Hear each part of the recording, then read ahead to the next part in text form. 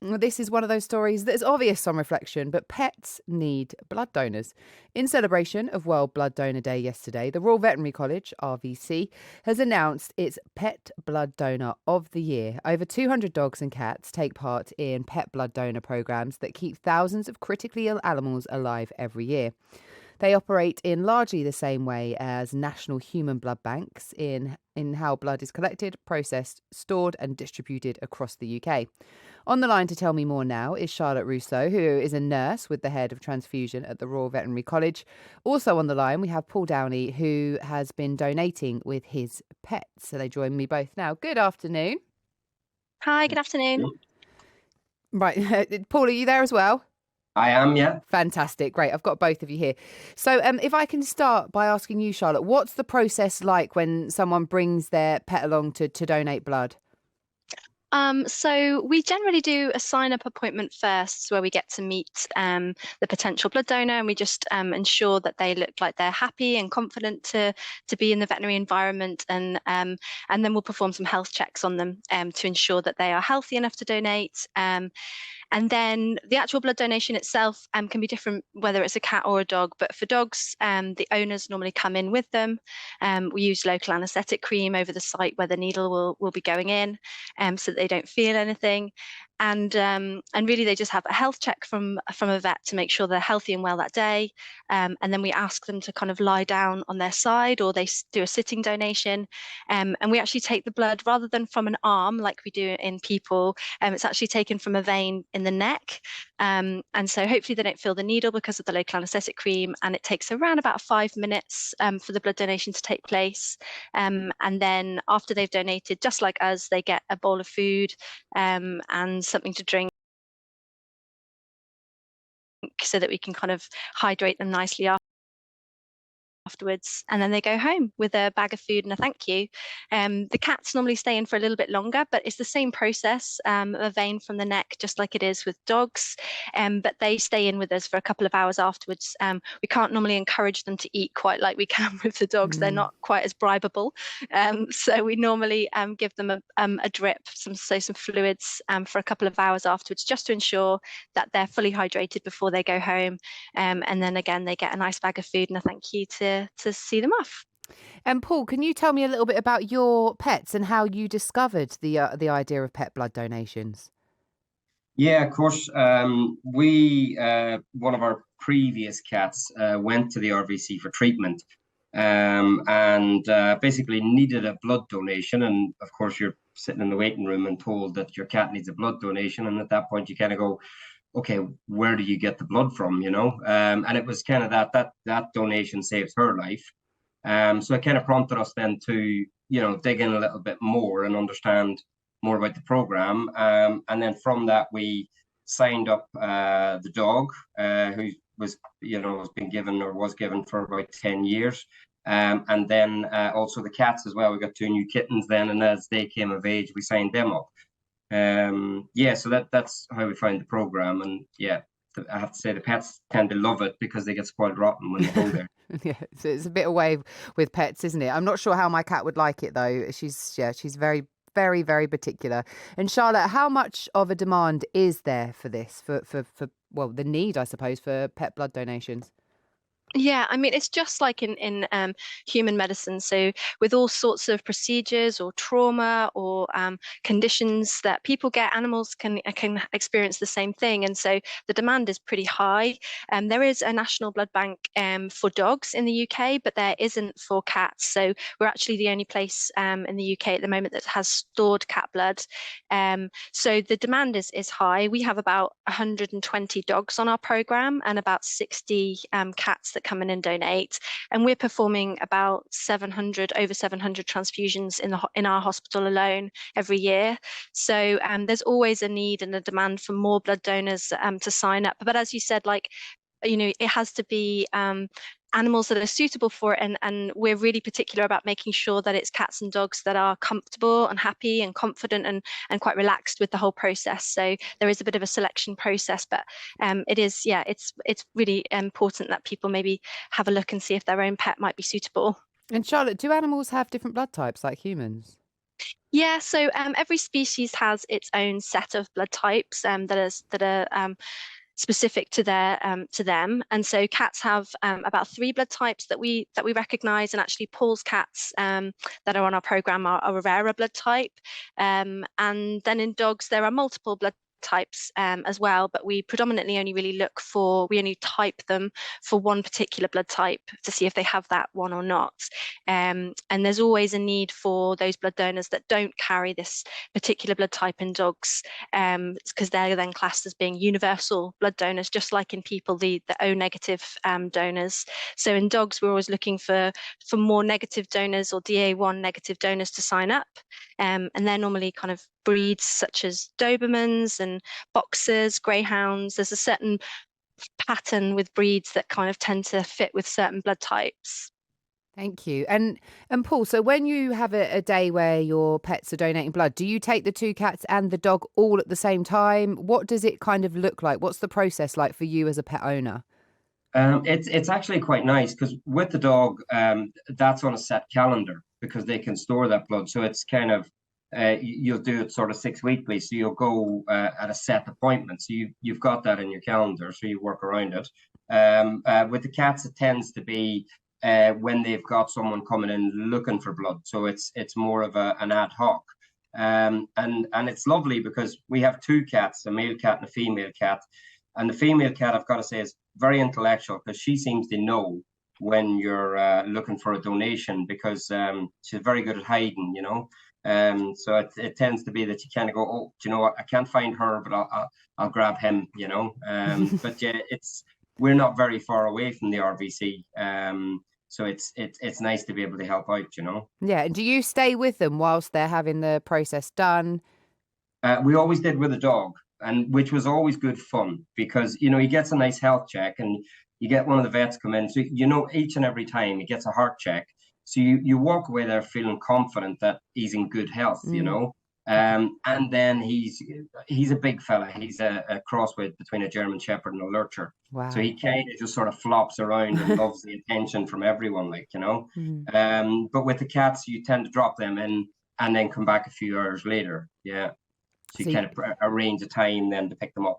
Okay, so you leave them there, or maybe you leave one of them there if your girl cat's hiding away. What are their names, by the way, Paul? All of your pets. We have Gru and Mitzi. Gru and Mitzi, and then the dog's name?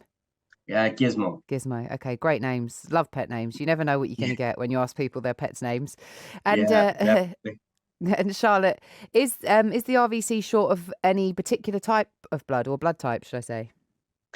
Well, we're always looking for new recruits, so we're pretty open to any inquiries about new donors signing because we're always kind of recruiting. But with cats, to be honest, with cats, we're always looking for new recruits of all different blood types. So as Paul said, his cats are on an on-call basis, and that's because of their rare blood type, and we don't store it. Whereas the more common blood type in cats is type A, and those cats can come in and book in just like the dogs can and have kind of a regular booking appointment. So with cats, to be honest, we're always looking for new recruits, big, friendly, happy cats that are between 1 and 10 years old and seem like they might be suitable for coming in. And then with dogs, again, big, friendly dogs, anything over kind of 25 kilograms is ideal. And there is definitely certain breeds that we're kind of looking for at the moment with dogs, just because we're kind of trying to recruit more universal blood donors. And as I said before, they tend to be German Shepherds, Lurchers, Boxers, Greyhounds, Dobermans, things like that are this kind of universal blood type. And Paul, from a pet owner's perspective, what would you say, makes a good pet for a blood donor? Because, I've got a little cat called Luna, and she's not a happy floppy cat. I mean, she's not unhappy, but she's very kind of particular. She doesn't really like people. She doesn't like dogs. She doesn't like cats. She doesn't. Yeah, but we have the same with Mitzi because we have Gru as the male, and he is literally you could drive up to him with a bus and he just wouldn't move, Whereas Mitzi, you literally open a door and she's on the other side of the house. But I think the staff really do help in making the pet relax, because we did at the very beginning when we went in for the donations. We sat and they'd done the introduction. And she was absolutely fine. You know, as soon as she kind of got out of her cage and she's had a look around and everything's okay, then, you know, they do tend to relax quite quickly. So I think it's worth, even if you're in doubt, it's worth taking the pet along just to establish whether or not they are a good fit, like, you know, because you will find that the staff are very experienced, and on top of that, they all have pets themselves. So it tends to be that they're all very, very relaxed with them, you know. Yeah. So you're saying that you know, go along for an assessment, and then you can find out whether or not your pet's suitable. If people listening thinking definitely. that they'd perhaps like their animal to do that, or if they've got a, you know, maybe if they've got, especially with dogs and like some of the breeds that Charlotte's just been talking about, who are particularly kind of relaxed and chilled, and might make good donors. And Charlotte, is there anything that you would say to pet owners out there who might be a bit, you know, hesitant about it? Because I suppose the thing is, when you're a human and you give blood, you make a choice, don't you? And you say, right, okay, that's it, I want to do this. Whereas with animals, unfortunately, as much as I wish I could talk to them, and as many times as I've tried, I still haven't managed it yet. Still haven't managed to get an answer. So, you know, there is that kind of, you know, and I think that with my cat, it's not that I wouldn't want to do it, but then I'm like, will she be okay? And, you know, you can't really get an answer, can you? So what would you say to anyone who might, you know, think that it's a good idea, but feel a little hesitant?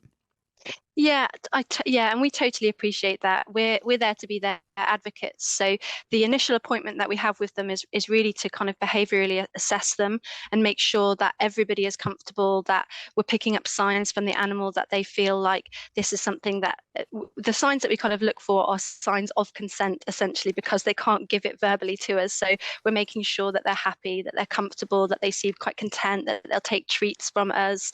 And because we use lots of local anesthetic cream, and we create an environment for them that is separate from the busy hospital with barking dogs and all the noise and hustle and bustle going on, we try and really create a zen kind of space for them where they can feel safe. It's the same team every time, the same room, and they just get lots of fuss and comfort and support throughout. And I think the owners being able to be there, especially with the dogs, is really comforting for them. And I think that's it. We're just really focused on making sure that these animals are comfortable and safe and well, and happy to be there, because they are our priority. We want to look after them and make sure that it really is something that is suitable for them and their temperament. And we do a lot of things in the room and in the environment to try and create that space, a safe space for them. Yeah, some scented candle. No, I'm joking. Not far off. Just thinking of the things that would relax me, and maybe the owners go along and they can relax a little bit as well, and a bit of escapism. You never know, do you? Charlotte, for people listening who, you know, might think that sounds like a good idea, where would they need to go? What do they do, depending on what area they're in, I guess? Yeah, so we are based at the Royal Veterinary College Hospital, which is the Queen Mother Hospital, which is near Hatfield, so it's North Mims in Hertfordshire. And so really anyone that's kind of within an hour's radius really of that could come to us with their cats or dogs. And we have a lovely website where they can go to, or our email address is blooddonor@rvc.ac.uk, or we have a telephone line for our service, which is 01707 66 6511. Alternatively, if you're not near our hospital and our blood bank, as I said, there is a national blood bank for dogs, and that's Pet Blood Bank. And I think they're based a little further up north, but they tend to do blood drives across the country. But for cats, as I said, there isn't actually a national blood bank. We're the only blood bank in the UK that does store feline blood. And so really, for feline donations at the moment, it would be either coming to ourselves or contacting your local GP vet practice and seeing if they need a little list of blood donors for their practice and for the cats coming into their hospital. So yeah. Thank you very much. And Paul, how are your pets all coping with the hot weather? Well, they're very flat at the minute. You know, there's just a lot of lying around, and yeah, literally, it's quite nice because you with the dog you have to do the walks quite late at night just to make sure you're missing out on the heat. You know, but yeah, I think they would be happy if you sort of sheared them at some stage, but they're coping okay. Thanks. Good. Yeah. I'm glad to hear it. Look, thanks to both of you for being on the show and for filling us in. Because as I said, I have a pet, but I would never even have thought of this. I suppose a little like you, Paul, right at the start where you had that issue with your cat and then your cat needed a blood donation and you're like, sorry, a what? Well, where does it come from? And you have all of those questions, don't you? So thank you very much both for being with us and for sharing. Thank you, guys. No problem. Thank you.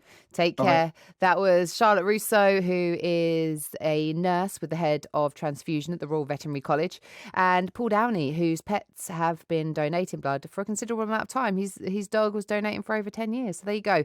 There are many people in this country who's, they would look at their animals as a member of their family, as someone that they love dearly. And so it's important, isn't it? And we thank both of our guests for joining us and making us aware of exactly how pet blood donation works.